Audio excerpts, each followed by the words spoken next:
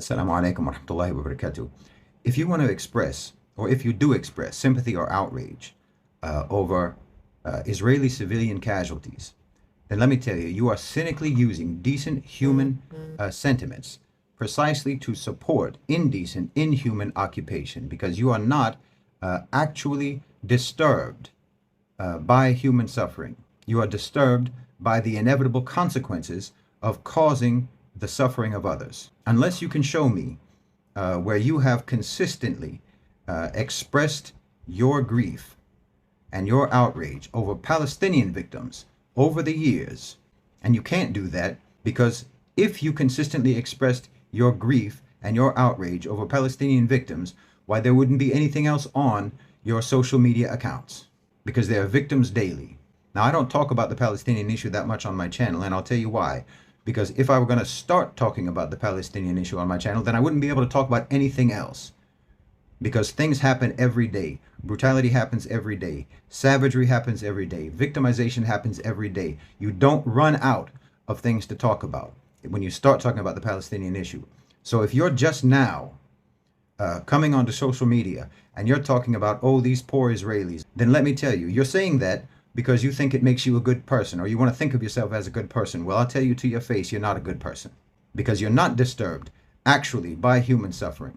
If you were at all concerned about human suffering, then you would have been concerned about the human suffering of the Palestinians my entire lifetime, because they've been victimized daily my entire lifetime, for decades, probably your entire lifetime, because you're probably younger than me.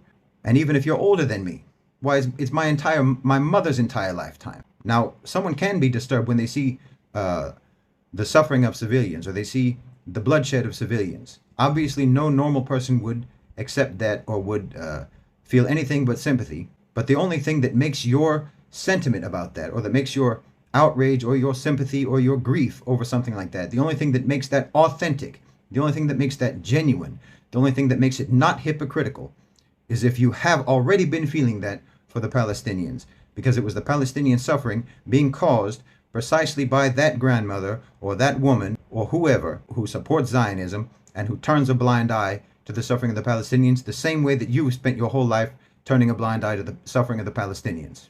So don't tell me how grief-stricken you are, and that your grief over the Israeli civilian victims in the current conflict, don't tell me that your grief is just based on general human emotion and general human feeling and general human decency, because it's indecent that you have never felt this way about the suffering of the Palestinians, that eclipses many times over anything that the Israelis have suffered or are suffering now. So as soon as someone expresses their grief or their sympathy for Israeli civilians or Israeli victims in the current conflict, all I hear from them is that they don't care about human life. They just care about some humans' lives, and other humans are supposed to just bear the suffering. They're just supposed to bear the oppression. They're just supposed to bear the subjugation. They're just supposed to bear the brutality. And the only thing that upsets you is when they fight back. That means that your actual sympathy is with the criminals and not with the victims.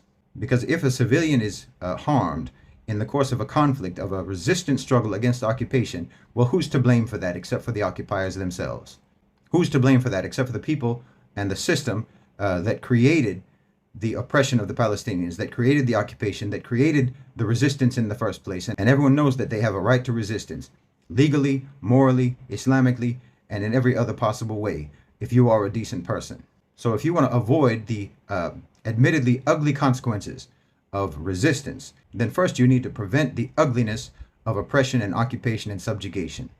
And if you turn a blind eye to occupation and subjugation and oppression, then you may as well turn a blind eye to the consequences, unless you just want to admit to the world that you only have sympathy for criminals and not for their victims. Jazakumullahu khairan wa assalamu alaikum.